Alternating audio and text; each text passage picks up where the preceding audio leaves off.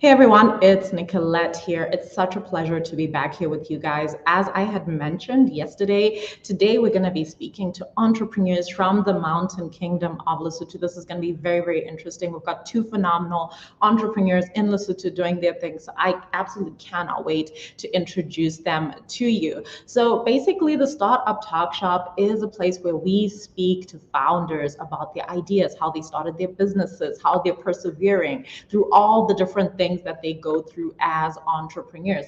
So again, it's about talking, founding your business, developing your ideas, building your startup, and seeing how to push yourself forward. So now going into this, before I really jump in, I just want to thank all the people who are partnering as well as sponsoring these events that are taking place. We're doing 30 days of live streams and events around celebrating entrepreneurship. Our biggest partner is the Stanbic Accelerator. It's the incubator that is running here in Botswana and doing the most when it comes to supporting the development of SMMEs. We also want to give a big shout out to the Innovation Hub. We're in this space and this is absolutely awesome. So definitely happy to be here at the Botswana Innovation Hub. We also want to thank the local enterprise authority for coming on board with us as well as part of their mandate to support entrepreneurs. We also want to thank the Standard Chartered Foundation through Future Makers and Young Africa Botswana for also being able to help us get the word out about what we are doing, and the Creative Business Cup, which helps entrepreneurs from Botswana take their ideas to the world, find investments and new networks, and do better business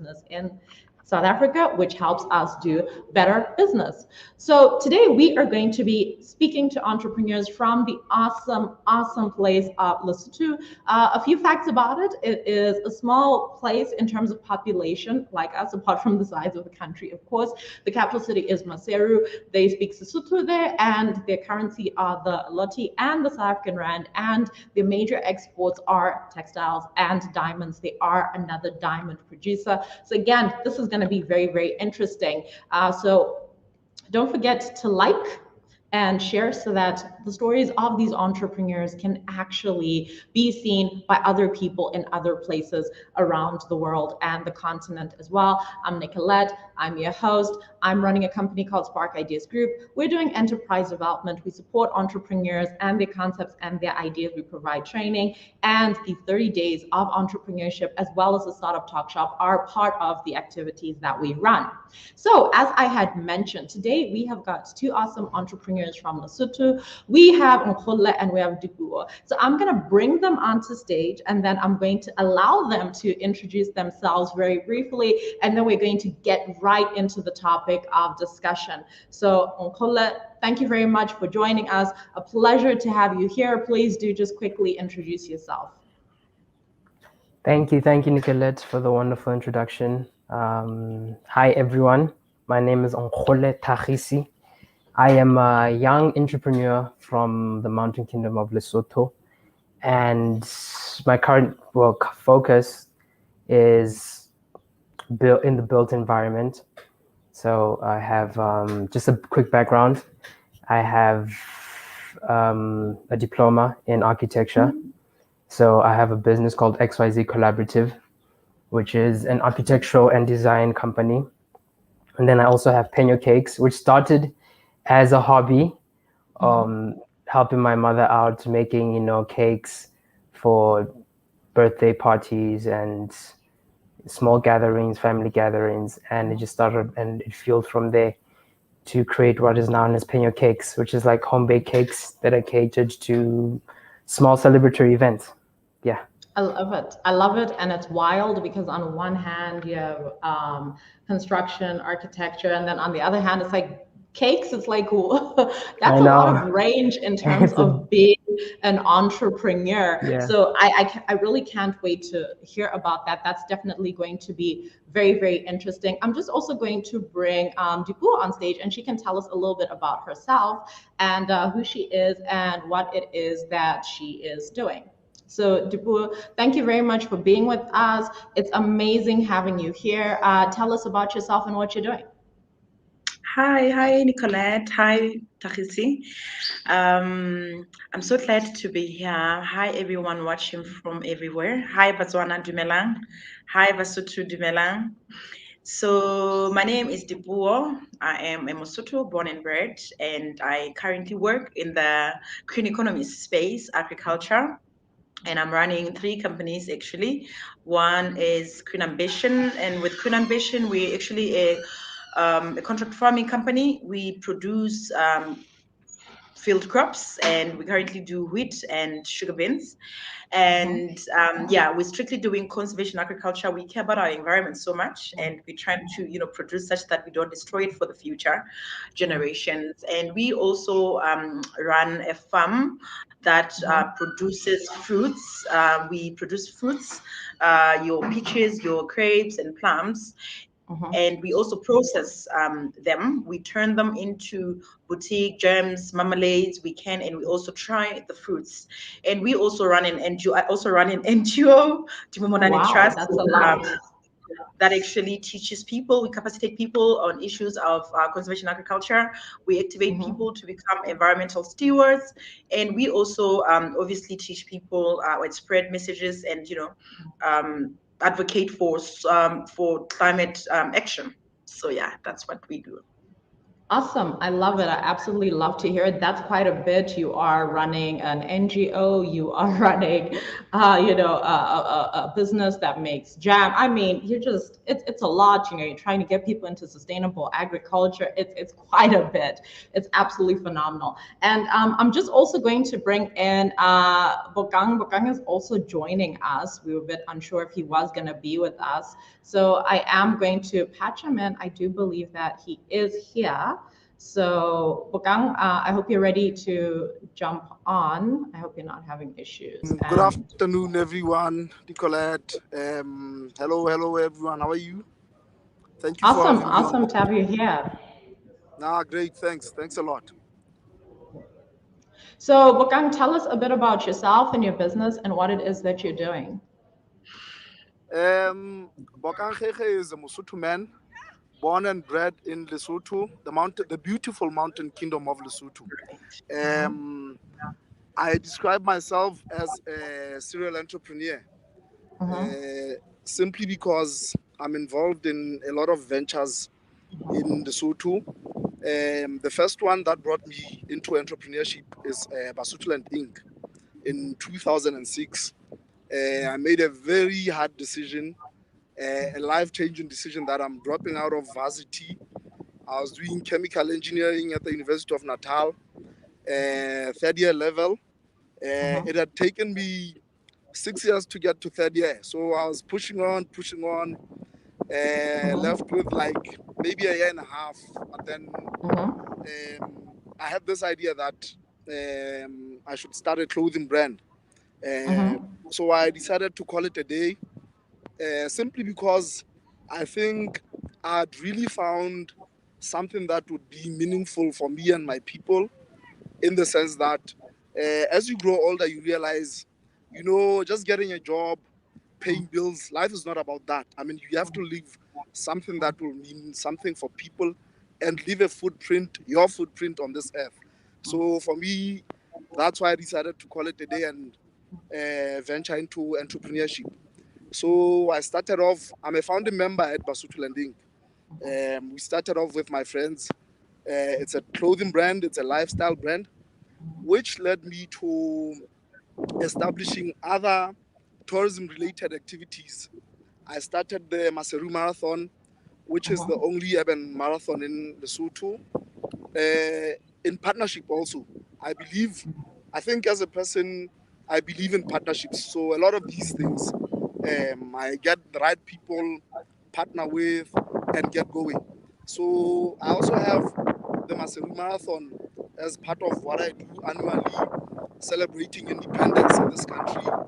And then I have another event known as the Basuto Cultural Festival, which celebrates the beginning of the new year. Our new year is not, as Basuto, our new year is not in January. It's normally at the beginning of September. So we have a cultural festival that celebrates the beginning of the new year, which is the plowing season normally, which celebrates the beginning of the new year. And then I have I'm also a partner in the Malutsunyane Braai Festival, which is growing to be one of the biggest braai festivals in the world. It's hosted at the Malutsunyane Falls, which is home to the world's longest single drop commercial upsail. Yeah, Wow, so lovely. I have That's a these lot. ventures. That's a mouthful, and I've started a food and wine festival this year. So yeah, Lovely. I've added one more activity to our head. Yeah, so basically that's me in a nutshell. Amazing. I love it. And because you guys, it seems like all of you are doing a lot of amazing things. So I guess, it's you guys are really going to give us a lot of context in terms of what all is happening on the ground there. And, I really want to get into like, how it is actually doing business in Lesotho. So I'm going to start off with you, Lipuo. Lipuo, why did you get into the various industries that you're in, and why in those particular markets? Like, what was your why? Okay, so thank you so much, Nicolette. So my why is very simple. One, what is killing us in Africa is not anything else besides poverty. We are quite poor. Food security is a huge thing for all of us. So for me, it's always been appalling that we are not producing food that we eat. We are importing everything. And I'm also a believer that for an economy to thrive, we need to be exporting rather than importing. And if given our altitude, given our clean air and clean water and a whole lot of other competitive advantage that we have as a country, for me, it's quite embarrassing, if I'm going to be honest with you, that we're not a renowned exporter of organic food in the whole world. We know that right now, more than ever, the world is watching what we put in our mouths. And it's Definitely. organic food doesn't sell like cheap. It sells very expensive.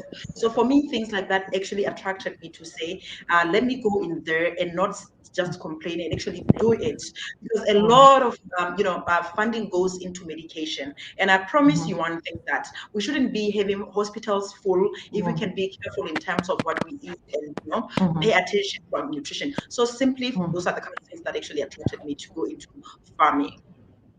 I love it.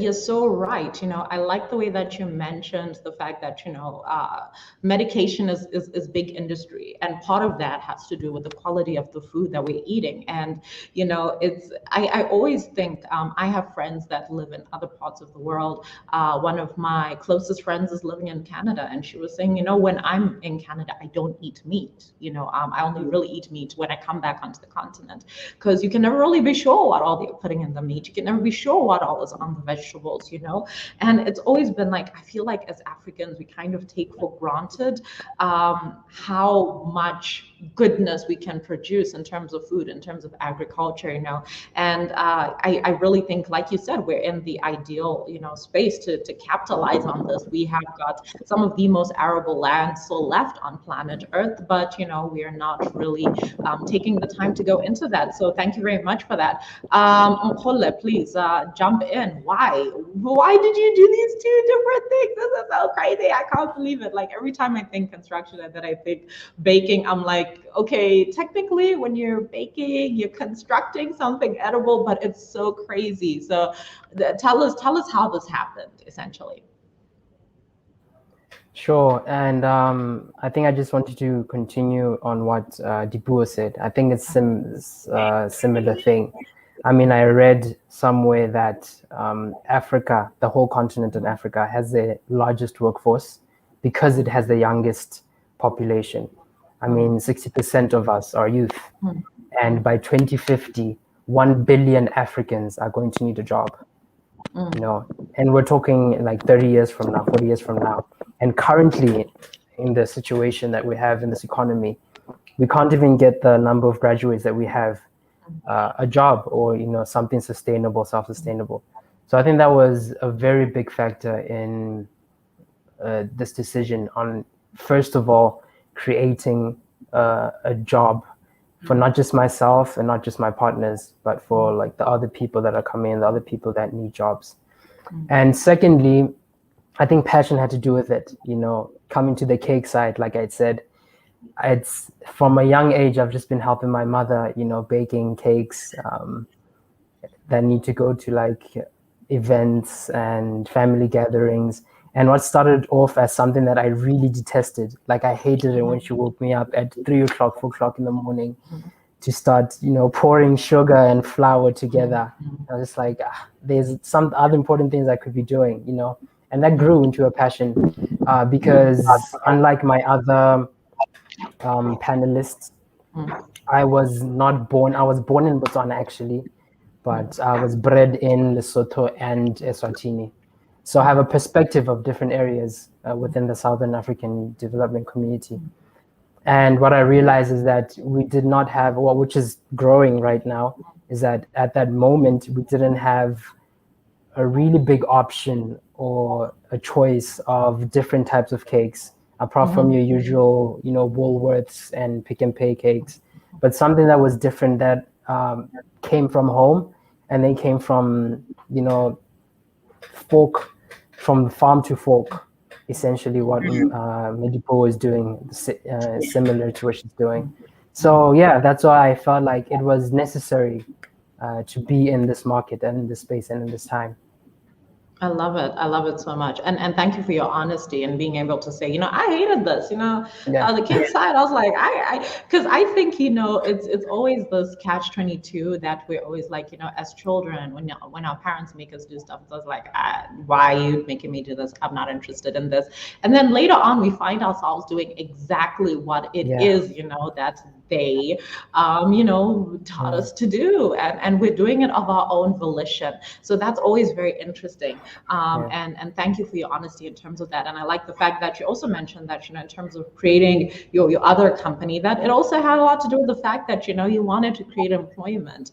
I think, a lot of the times when people have discussions about entrepreneurship, it's always like, I have this bright idea and I want to do this thing, and then I want to succeed and I want to make money and I want to live this lavish life. But you're like, look, I saw that we had a real problem in terms of employment, and I wanted to create a solution to that. So thank you very much for being very open and earnest about that. I'm just going to bring Bokang back in. Bokang, so tell us, with you, you're doing multiple things. You're doing Basutoland, you're doing marathons, you're doing food and wine festivals. Where is all of this coming from, and why are you doing all of this?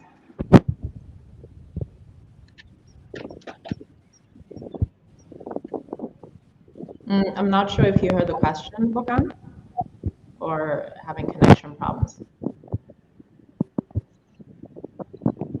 Can you hear us? We'll come to you. Oh, you can't. We can hear you, so you can speak. Or maybe, if you don't mind, maybe just trying to figure out your audio issues and then come back into the stream, I think.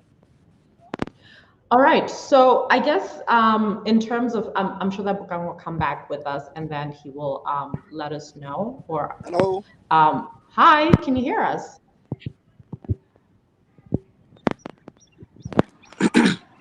Hello, can you hear me? Yeah, we can hear you. Hello. Yes, we can hear you. Hello. Oh dear. I think he's having audio issues. I can't hear you guys. We are gonna have to bring him back a bit later on. That's being part and parcel of being an African entrepreneur. The internet does not always cooperate.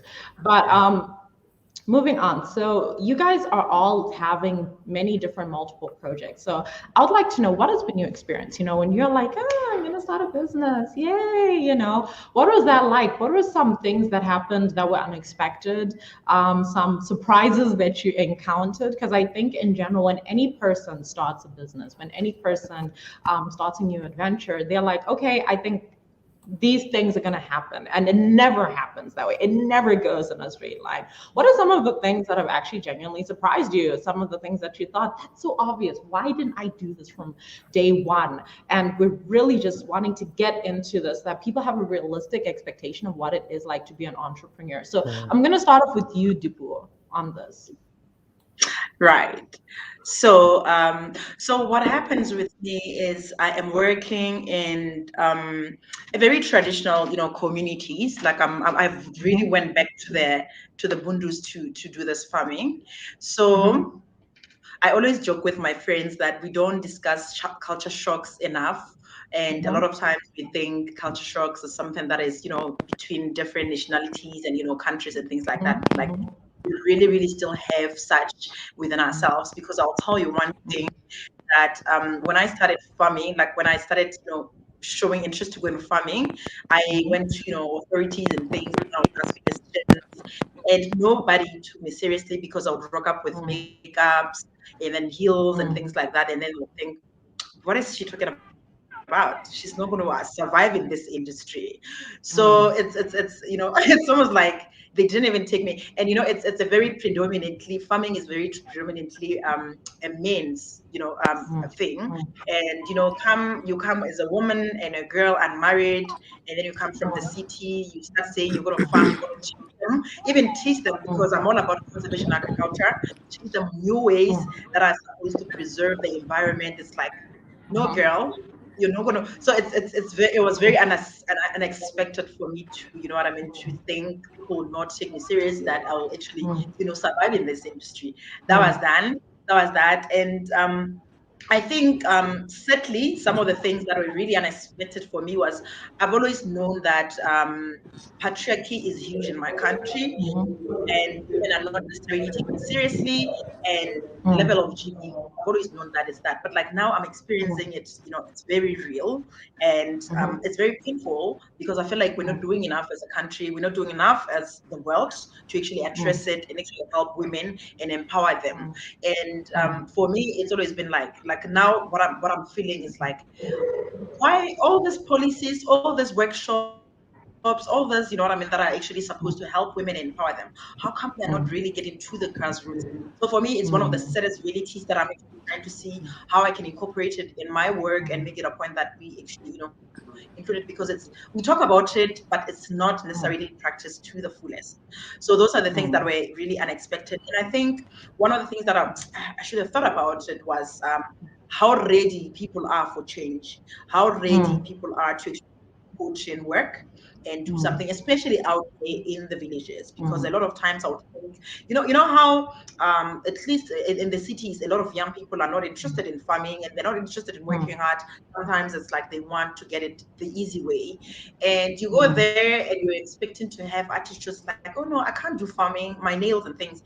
But you find people that are really ready, and you feel like, I didn't know you would want to work so hard. And it's quite heartwarming to actually find. And for me, it's one of those things that a lot of times, like, I really emphasize for people to actually take seriously the impact and to tap into the skills and knowledge of the indigenous people, because a lot of times we feel like people who didn't go to school, they cannot participate in a meaningful way in our economy. Trust me, we are the biggest exporter in the textile industry, like you mentioned earlier, and a lot of women that work in this industry are not educated. But look at what they're bringing in the country. They're the ones that are breaking their backs to work in the industry. That is actually putting the biggest in our economy. So I think it's one of those things that we really need to open our eyes as entrepreneurs, as young Basotho, because I feel like we're the ones that are needing to work hard to take the economy of the country where it's supposed to be. Let's open our ears, let's open our minds, let's open our eyes, and involve these rural people in our activities. They're more than willing, more than happy to actually contribute and work hard, and and in that way we're answering so many questions like social inclusion, inclusive growth, and so many other things, so many other societal ills. So those are the kind of things I'm like, you know what, I mean, I should have known this. Like, this is amazing. People are ready to work. Yeah, that's very interesting. You talk about, for instance, how you're perceived as a woman, arriving to these meetings with heels, with makeup. And it's always so wild to me how it seems as if on the continent, and I guess in many areas of the world as well, that people don't take people on the basis of their talents, what it is that's coming out of their mouth, of their proof of concept. It's always like, oh, what are you wearing?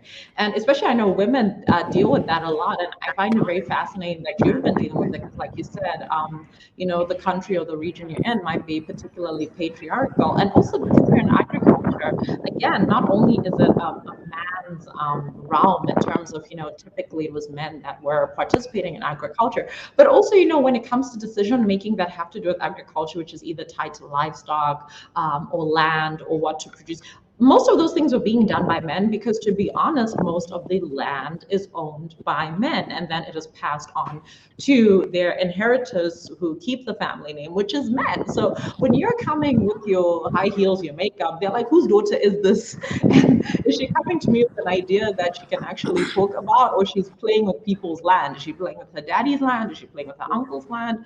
Whose land is she playing with, and what does she know about this? And it's so frustrating that's what that you've been experiencing. And also, like you said, a lot of programs about entrepreneurship, but they're not getting to the grassroots. I find that a lot of the times when it comes to any kind of work within the entrepreneurial sector, whether it's enterprise development or entrepreneurial development or coaching or mentoring, that oftentimes it's more targeted to, I guess, the fancier types of startups or entrepreneurs. So if you want to do tech, people that are, office type people, but the people who are on the ground, people who, honest to God, are actually running small businesses and making money, just practical money, are not often able to get some of these resources. So thank you very much for touching on that. And I'm just going to come to you, Bokang. I hope you can hear us. Yeah, I got you, Nkhole.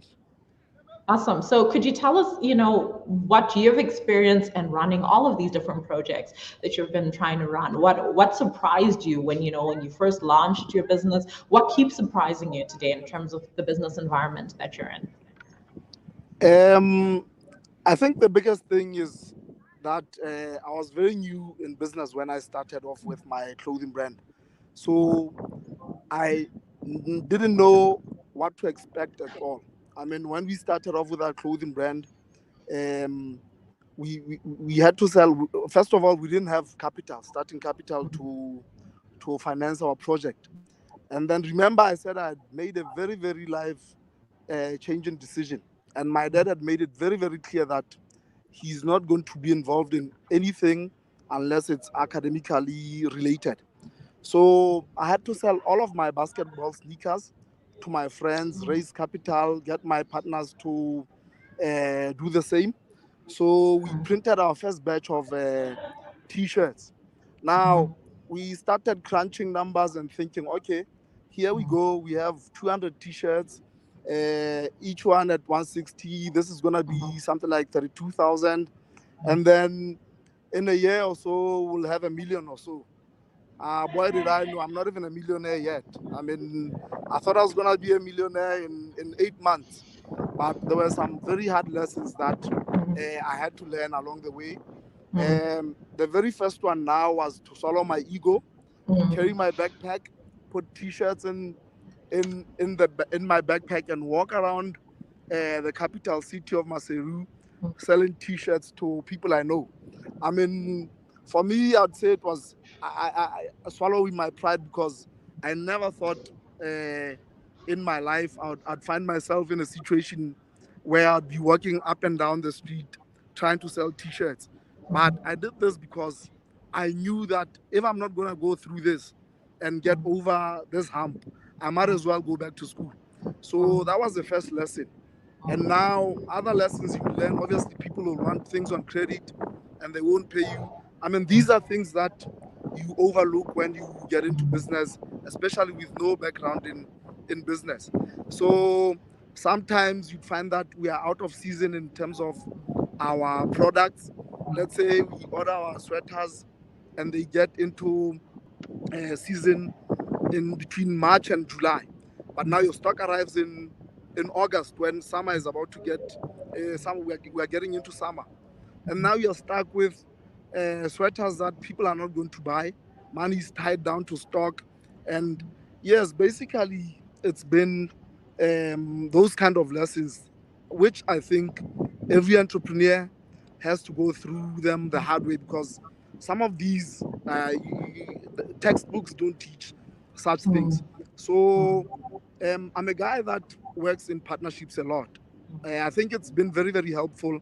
It's one lesson that I'll always carry through with my other projects, because now instead of you sharing the burden of everything collapsing and everything being on you, now you have about 2 or 3 people to put your brains together and at least even share the stress. So for me, those are the kind of challenges that I met in my journey. I love your honesty. I mean, you've spoken about a few very different things. The first one was very entertaining to me because I think this is what happens to everyone. You're like, oh, I'm gonna be a Hello, millionaire Nkhole. just now. Like, I'm gonna be an Hello. entrepreneur, just a millionaire just now. And that then leads to us then having these wild dreams, wild fantasies, and then we get disappointed at the end of the day because we are thinking we're going to be millionaires. And I also appreciated the fact that you also mentioned about how partnership is very important, because if you don't have that, you're going to struggle by yourself. And also the fact that you mentioned that you have to be humble, because to be honest, we do not really tend to even want to have that humility of saying, okay, ain't nobody coming to me to buy this stuff. I'm going to put this in a bag and I'm just going to go and hawk the stuff out. So I love the fact that you're very honest about that, that's what's included as part of this journey. So nobody's going to become a millionaire overnight. It takes years and years. And sometimes, even after those years, you won't be the millionaire. So I appreciate that earnesty. And so I'm going to bring this now to you, Nkhole. Tell us what happened? What happened when you started?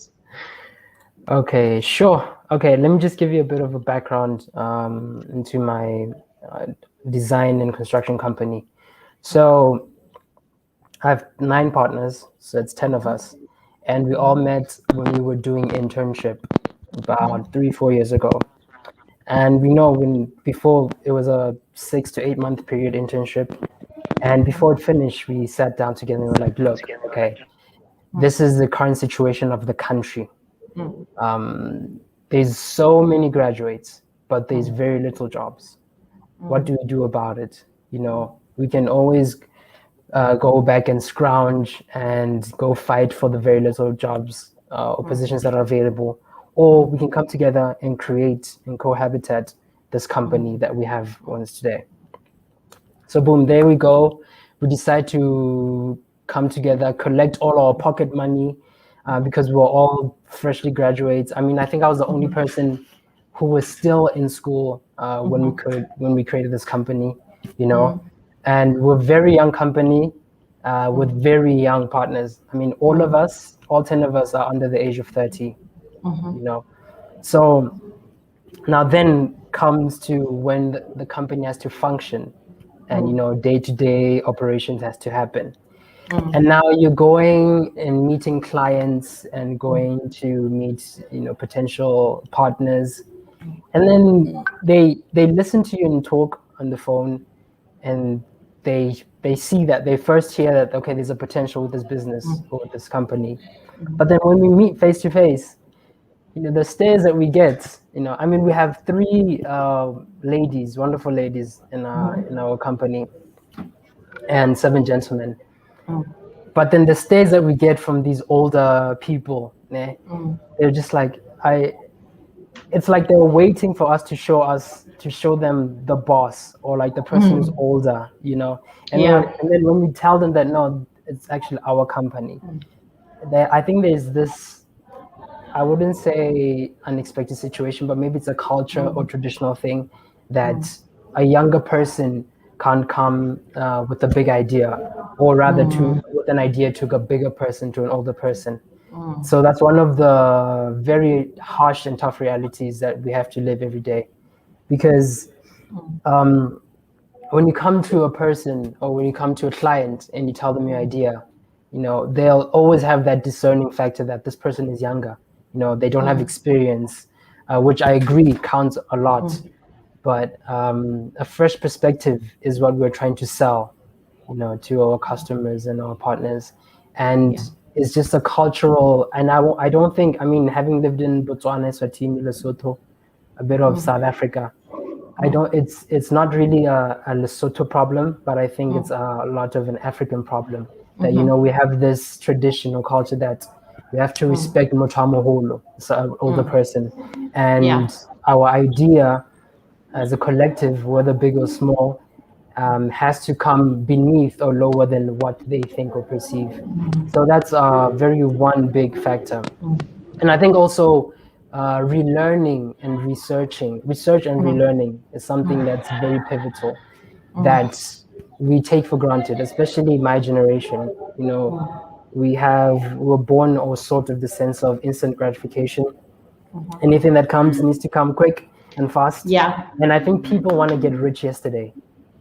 Definitely. People in my age group, you know, I'll say want to get rich yesterday. So there's this sense that if this doesn't work in 2, 3, 4 days, you know, I was just listening to our fellow panelist here who was saying that they believe that 8 months he is going to be a millionaire. And the harsh reality is that he's still learning to this day to, you know, conceive his dream of what he wants to become. And that's a big learning point that I think that we're learning every day, that I'm continuing to learn. Thank you for sharing that. You know, when you are younger, I think, like you said, it's not just a Lesotho thing. I think it's an African thing. Apart from our issues with the patriarchy, there's also this thinking that, you know, the elders know best. And so, you know, the elders know best. Children should be seen. They shouldn't be heard, you know? So now, you know, when you guys, you young guys come, you have these amazing ideas. You're like, okay, we'll start this company. You've done your due diligence. You've registered. You've funded yourselves. Now you're here looking for the business. Then you have these elders who are like, wait, what's this one doing? Like, like who are these? Whose child is this? Whose child is this? Why is my child here? Why is my son here? You know, so I definitely get exactly what you mean when you say that, you know, because it's in so many contexts. And I think this even happens not just in the business world, obviously, even within career context, you know, that people in companies who have great ideas, oftentimes the ideas are not being listened to, you know, because it's like, well, you're young, you don't know anything. And it's not part of our culture to listen to, you know, small children. It's always, it's everything is like you're a small child. So definitely I get exactly what you mean. So I guess moving on, I'd like to touch a bit on what some of the more tougher aspects of running a business have been like. Because one of the things I say is that as entrepreneurs, we do not often have very honest conversations about how difficult it is to be an entrepreneur. Like, I feel like, you know, whenever people tell me, oh, I'm thinking of quitting my business and becoming, quitting my job, becoming an entrepreneur, I'm always like, I was like, wait, let's sit down and have a proper conversation about this. So you know exactly what it is you're expecting and what's really going to happen. Because look, depression, high rates of it within the startup space, anxiety, high rates of it. Let's not even get on alcoholism and even drug abuse, you know, and this because this thing is tough. This thing is not a joke. It's not child's play. So, you know, Nkhole, just staying with you, can you please just tell us, you know, what have been some of your darkest moments as an entrepreneur? Thanks, Nicolette. You know, sure, and it's really hitting home. You know, I can remember a moment where, and like I said, I'm still very young, you know. You're not. I can comparing, but thank you, I appreciate it. You know, just a side note, my aunt usually said that when we were younger, it's always funny when we were younger, we always want to be older, but when we're older people, we always fight and struggle to be younger, you know. So it's just a funny thing that you know, Lipuo just raised in me. But getting back to the topic, I remember a time when, first and foremost, there's that whole month-end situation where you're like, you need to pay people, you need to pay services, bills need to be paid before you can even touch on what's happening in your personal life, like at home. And I remember there were situations where I had to choose whether I'm paying rent or I'm buying food, Yeah. for the next day. Mm. And this was not even like 2 years into this entrepreneurship that I'm going into. And I remember I asked myself this question: that is this the life that I really want to live? And I feel like these are the conversations that entrepreneurs need to have within each other, not just people, but entrepreneurship, because you're in a different mindset, you're in a different space. I'm going to learn that entrepreneurship is a lifestyle. The way you live is different from the way another person who has an 8 to 5 will definitely live. And it needs to be inculcated in your surroundings, in your community, in your environment. So even the people you connect with, your friends, it is very important, I believe, that you should have friends with this similar space or similar thinking ability, because then you can learn to guide each other, because now you understand what he's going through, what she's going through. So there's definitely been very, very dark moments in that part. And also, one thing before I pass it on, is that it's there's been moments where you are not sure within the company if this is the right thing or the right path for you. Like I said, we're 10 people, and within a startup that's pretty big, 10 big partners. It could seem that there's a lot of possibilities, the 10 minds, but there's a saying that too many cooks can spoil a broth. And at times when we clash and you squabble, and you and your other 9 compatriots are not seeing eye to eye, it can be a very, very difficult thing to come to terms with what needs to happen in order for the company to move forward. But yeah, it's very, very, it's not a very easy road. And it only becomes more understandable and more relatable once you have a person that you can talk to. Bear in mind that I didn't say more easier, but more understandable and more relatable when you have people that you can talk to, and then people who can understand you and can work with you. Definitely. And you brought something up there that I think a lot of entrepreneurs take for granted. And I think we take this for granted because we are so caught up in running from this problem to this problem to this customer to that customer to this person, this phone call, that we never find time to actually first of all, just experience what we're experiencing, like just acknowledge the fact that we're having a tough time.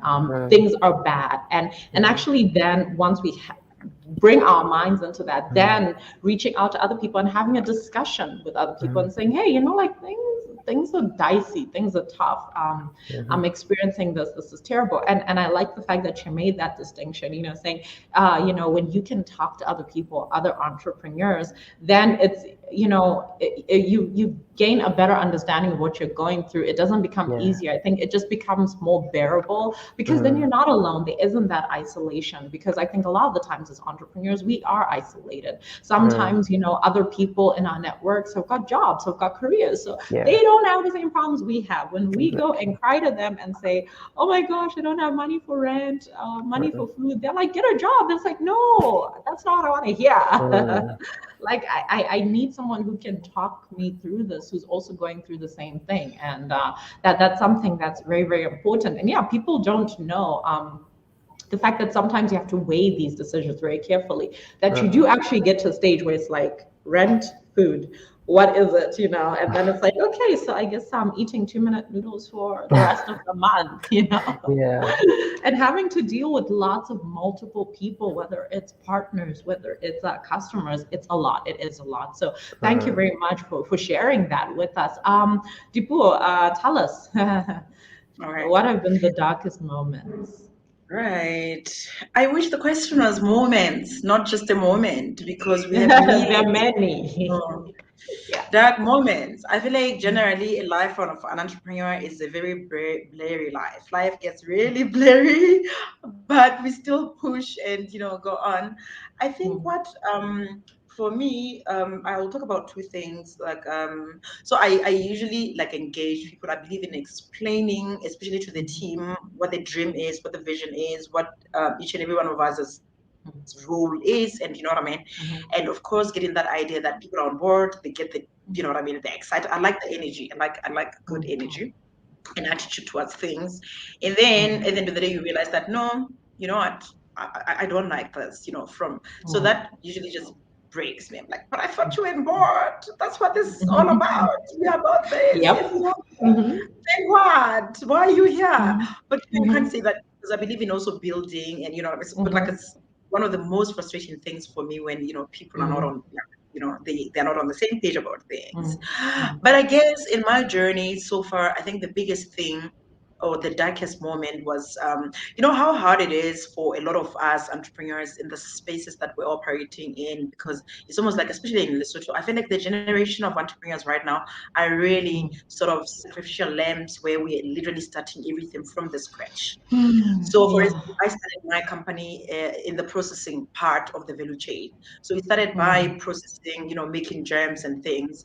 And I've always known that, like, my intention is actually to buy from Lesotho and not import. You know, I wanted to empower, you know, the rural women, you know, buy my stuff, my ingredients from them. But now it's a huge challenge when there's you know, these women are not entrepreneurs, or they're not business minded, because now it's almost like you need to teach them, you need to make them understand the importance of things like the integrity, things like faithfulness, things like dependability, you know what I mean? Because like sometimes you would order, like, let's say I order 1 ton of peaches, and they're like, oh no, we have it. I hire an entire truck to go and pick them up, and when we get there, they're not there. So they don't understand, like, how it's affecting me down the value chain. Like, if they're not honest with me, and you know what I mean, or they cut corners, like I go there and then they give me nice peaches on the top, and then at the bottom is the rotten ones. You understand things? So it's and you get so mad, but you also feel like, but they don't know better. They don't, and you know what I mean. And like it's one of those things that, you know. So now you have to stop with your processing, because now you need to protect your name in order, like, so that you're not you know, you're still, you don't taint your name on the side of the people that you serve as well, because you need that integrity. And now you need to now teach the people, train your supplier. You know what I mean? Make them understand all those things. And it takes time, it takes resources, it takes energy, and it's all those things. But now in the middle, so I had like a supply development program. I got lucky and got funded for that. But now I'm thinking, hey, I'm teaching these people, I'm training them, I'm investing so much in them. What happens if Colette comes and opens another, you know, food processing company, and maybe, you know, buys their fruits at a better price? They're not, you know what I mean? They'll go for that. So I'll feel bad. What do I do then to make it a point that I'm sustainable? Now I need to imagine my processing still needs my attention, but now I need to make it a point that, you know what I mean? So now that's how I then went into production and said, now, you know what, this is most sustainable thing would be for me to develop my own orchards. So it's almost like you touch here and you think, oh my God, what about down the line? You know, and same thing that Nkhole said earlier. You know, you learn that, and Kheekhe, I think, touched on this as well. It's like saying, wanted to be a millionaire in eight months. Obviously, I thought I would be far. I thought I would export my products to Botswana by now, but I realized that I may be able to export one season, the next season I won't. So I need to work on the sustainability. So those are the kind of things. It feels like you're getting down the hole with this. Like, the moment you want to solve this problem, you realize 5 more problems that need your attention in order for this one to be solved, and then you need to solve this. So it's crazy, but like, it's, you know, I think we like those dark moments sometimes, because there's still a light at the end of the tunnel as entrepreneurs. I don't know. I think we're just crazy. So. Yeah, no, I definitely, you have to be crazy. It's something that whenever people are like, "Oh my gosh, Nicolette, like you're still doing this? Why?" I'm always like, "I'm crazy. I'm mad." Yeah. Clearly, I'm not okay upstairs. Like, you know, because Right. every single time it's like, I will never do this again. I'm quitting. And then, you know, I take a nap, and then I get back up and I keep doing it again. And everyone is like, "Oh, but I thought you said that you're not doing it." So I feel like a lot of my friends and my mentors are just like at that stage where they'll listen, and then they'll be like, "Okay, Nicola, go take a nap," you know? And then, you know, you'll come back and tell us your stories or whatever. But you know, you're so right about, you know, trying to put that work into developing the value chain, and how how disappointing it is when things don't work out, not because you haven't put the effort, not because you as an entrepreneur haven't done your best, but just because someone else does not value whatever you're doing. And so they then just do whatever. They're like, yeah, sure, we have it, when they actually don't have it. They don't have that honesty, they don't have that earnesty attitude, that earnest attitude. And then it's like you break your back, you sleep late, you wake up too early, you're having the stress about payday, about this, about that, and it's your reputation on the line. Because this is the thing, is when you're an entrepreneur and you're the one who goes to a customer and says, okay, we're making 1, 2, 3 things, and this is the quality, that if someone else who doesn't have that attitude of understanding how important quality is to your entire process of everything that you're trying to do, then it's gonna bring you down. Then, because I mean, if you get an entire truck where half of it is rotten at the bottom, you've paid them the money for that. Where are they expecting for you to get the extra money to get the different peaches? In fact, where are the peaches even going to come from? Like, do you just snap your fingers and then they're new peaches? So I think it's something that we do need to work on here on the continent, is to say to people, like, when we're coming and we are purchasing from you whatever raw materials, give us the best, that we keep coming back to you. Let this be a long-term sustainable relationship, not just, hey, kind of something happened and too bad, this is what I'm going to send, I'm going to sneak it in. But we do have some comments here. We have a comment by Rick Ed. He says, oh, I love these entrepreneurs. Openness and honesty. They're sharing the reality of being an entrepreneur. Thank you very much for that, Rick. And I do believe we've got a question request here. This is from Christine. I think she's one of your people, Nkhole, and she's like, she'd like you to share your proud moments of being an entrepreneur. So let me start off with you, Nkhole, on that one. Okay, well, shout out to Aunt Christine. Thanks for the support. Yeah, and let me see, proud moments. For me, it's the little things that matter, and I've began to appreciate it as time goes, because when you start a company and when you become an entrepreneur, you have this one grand big idea that someone has, whether it's to be a millionaire, like the Bokang, or like for me, my plan was to create or have a plan that could build a self-sufficient house in under 110,000 rands, right? Oh, wow. That was like my big goal. That's like my Mark Zuckerberg goal. And the more I think about it and how the pandemic has increased pricing, is just, it becomes more difficult. But that's a story for another day. But for me, just the moments where we have, a good sale at work, to someone having a good day at work, because we work with so many different behaviors. And the learning to become more successful, because there's one thing that I have to say, that my teacher back when I was in high school, my high school teacher, shout out to Mrs. Dembe if she's watching, is that there's something that she always used to say, is that making a mistake the first time is a lesson. Repeating a mistake is a crime. And just avoiding those crimes and gaining those lessons every day are very big moments. But I must say, there's definitely one that comes to the back of my mind.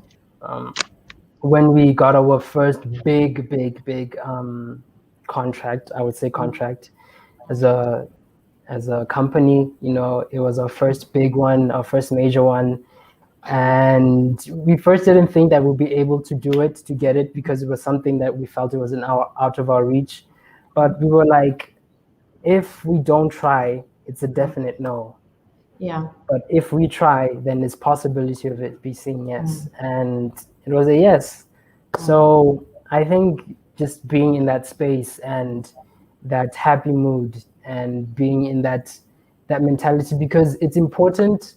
And I've been watching this whole week, and a lot of entrepreneurs are talking about failure and the lessons you learn from failure. It's important to fail, yes, but it's also important to achieve success, because then if you always fail and you don't achieve success, you don't understand that feeling and the motivation factor behind getting it. So being in that space of success, even if it was for a brief moment, gives you a stepping stool, you know. It gives you that edge. Or let's wake up. It's time, and we need to get back to that space. So yeah, thank you again for that question, Ask Christine. Awesome. Thank you very much for also touching in on that, you know, a lot of the times there are obviously big moments, but then there are a lot of small moments where we persevere, and we're glad that we have. Lipuo, proudest moment? So I think for me, one of the things that makes me really proud is the acknowledgement that going after our dreams is not easy for anyone. And I feel really proud that I've overcome that fear to start things, and I just go ahead whether I know, like, I'm scared whether it's going to pass or not. I think really that is very important. Like, I'm really proud that I'm able to run after my dreams. I'm able to quit my job and say I'm gonna, it's not easy, like, for people to quit their jobs, and a lot of people have great ideas, but like there's always that fear that so I feel like it's almost like a river that I've been able to cross, and it makes me proud that I'm able to do that.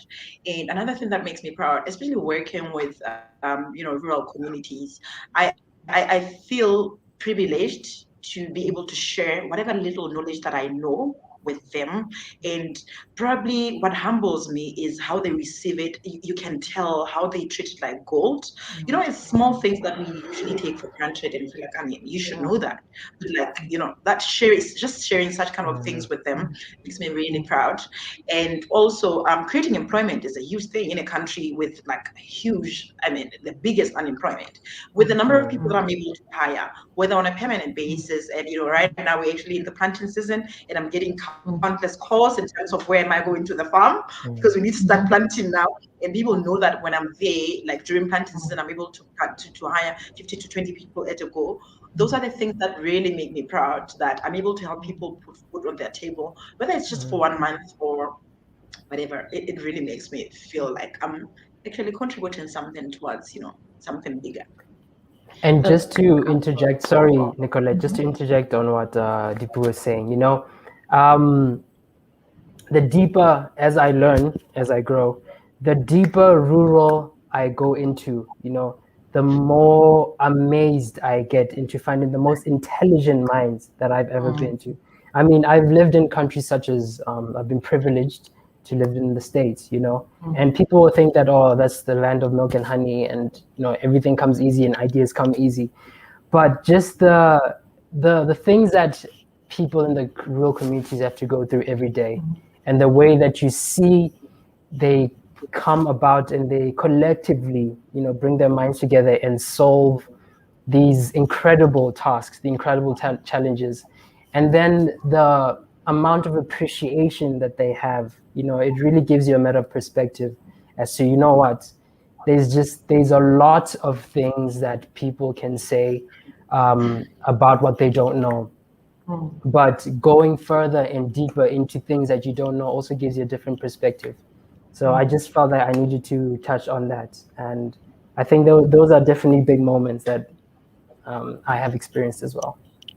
I think big up on both of you for creating employment, for going into rural areas and educating people there, helping them, become more exposed to different opportunities. That's such a privilege. Sometimes, we have our own little problems here, and then to us, those problems seem so big. But then when we actually sit and think about, what other people have or don't have as compared to us, it can actually be quite humbling. So thank you both for sharing that. So just quickly before we just we'll start wrapping up. What is the one thing that gets you up? Like when you're just like, oh my gosh, this has happened. I haven't gotten the right input, or I failed to get a contract, or just, being an entrepreneur, I hate this. I'm not happy about this.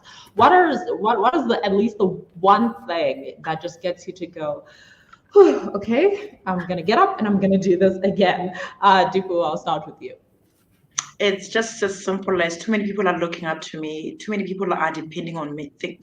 What I'm doing is bigger than myself. So whether I like it or not, I mean, if it was just me, I would suffer. But like, I can't make everybody suffer just because I can't. I'm having a bad day or something. They don't even know things, but like they expect for me to do things for them. So it's just that sense of responsibility to say, I can't afford not to. Oh, that's beautiful. You are accountable to other people and you actually care. Because I know there's so many, I think we hear so many horror stories about entrepreneurs that start businesses and those businesses damage the community in some way. And it's kind of like, well, but even though you're not this mega huge business, you are working your way towards getting that. You care so much for the people that are looking up to you. And so that is absolutely aspirational. Thank you very much for sharing that. Nkhole, you. Yeah, I think mine could be maybe the mirror line of Lipuo's, mantra. I'm looking at it as in the future, there's going to be so many people that are going to need my help. Like I'd mentioned before, in the year 2050, 1 billion Africans are going to need a job, and I'm in this space right now. What more so in the future? So it's about not looking forward, not what's happening now, but what's going to happen and what's going to be needed in order for things to happen. So, and also, I can't go this without saying that entrepreneurship is not for everyone. And you have to have a strong mindset. A mindset is very important. And I think nourishing your mind and reading the right things and, listening to the right information, and researching, it makes you want to go and, get out there and try these big things, because there's a lot of opportunity. There's tremendous amounts of opportunity that is still yet to be explored. So I think those are the two biggest factors of, that wake me up in the morning. Yeah, I love it. I love it. I'm inspired just listening to you guys. And because Nkhole, before we got onto this, you're like, how are you doing, Nicolette? And I'm like, I don't know how I'm doing. I don't know if I care about this anymore. So I'm definitely feeling so much more motivated having spoken to both of you. So now we're going to move on to the hot seat. This is where you have to tell us your little dirty secrets. So get ready, good yourselves. Coping mechanisms. What are your guilty pleasure coping mechanisms for when being an entrepreneur is just not fun? Lipuo, tell us. Hey guys, wow. Tell us. Why do we have to kiss and tell though? You have to kiss and tell so that we can also find other ways of coping with our problems. Right. So for me, I think it's two things. The biggest one, I slip it off. I really just, I always feel better when I wake up after, not feeling so good. Yeah, I literally just slip it off. And the horrible one, which is my, my other coping mechanism, is like I'm a horrible emotional eater. Like oh my God, I would eat an elephant when I'm going through the most. I can't. I think people should look at me like when I've gained a bit of weight, know that she's been eating because she was going through the most. But like, yeah. But I'm okay. I toned down a bit. So yeah. No, I can relate to that because over the past few weeks, I've developed a serious marshmallow problem. Like I am just inhaling marshmallows. It's not anything else. It's just marshmallows. It's like inhaling them. So I definitely understand exactly what you're talking about. Tell us. Please don't tell me that you're eating the cakes that you're supposed to be selling. Maybe I might not show it, but maybe. Okay. Sure, coping mechanisms. I'm not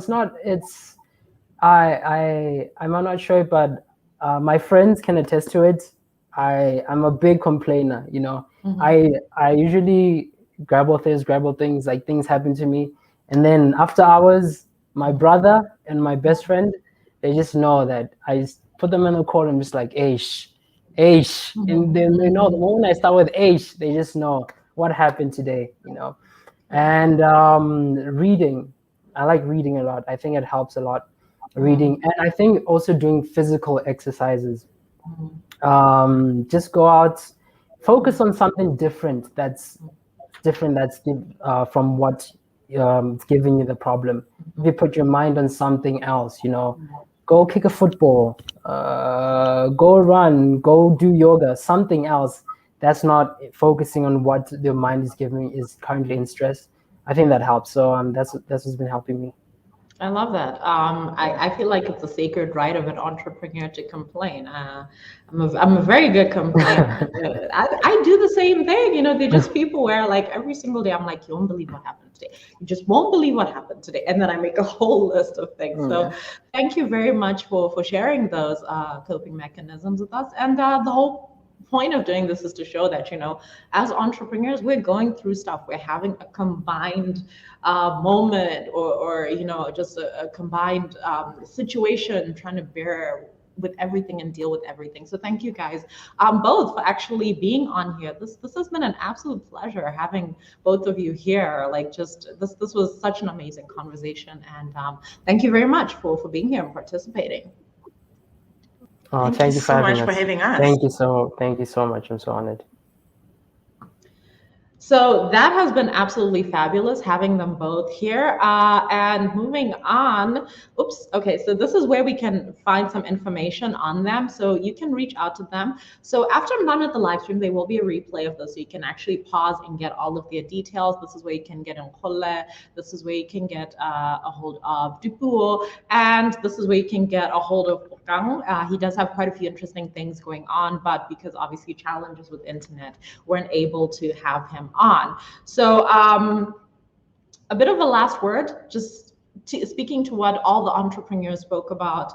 Be realistic. You're not going to become an entrepreneur, a millionaire entrepreneur all at once, overnight. Have some community, have people to speak to, know that the other people that are looking up to you, the other people that you're supposed to be accountable to, and talk about your problems. Have somewhere where you actually go and explain your problems. Have networks, have people that you hang out with that are entrepreneurs, and you will find it a lot more bearable. Again, there was that honesty to say it'll be bearable. It's not that it's going to be easy, but it will be bearable. Moving on. So next week on Monday, we're going to have two entrepreneurs from Madagascar, our next SADC country that we're going to be featuring. So same time, same place, right here. We'll be having that conversation, and we'll find out what is going on in terms of entrepreneurship on the island of Madagascar. For everyone that has been watching, thank you very much for watching, for being here, for your comments, your very lovely and motivational comments. And we shall see you next week, same time, same place, 1 p.m. Central African time.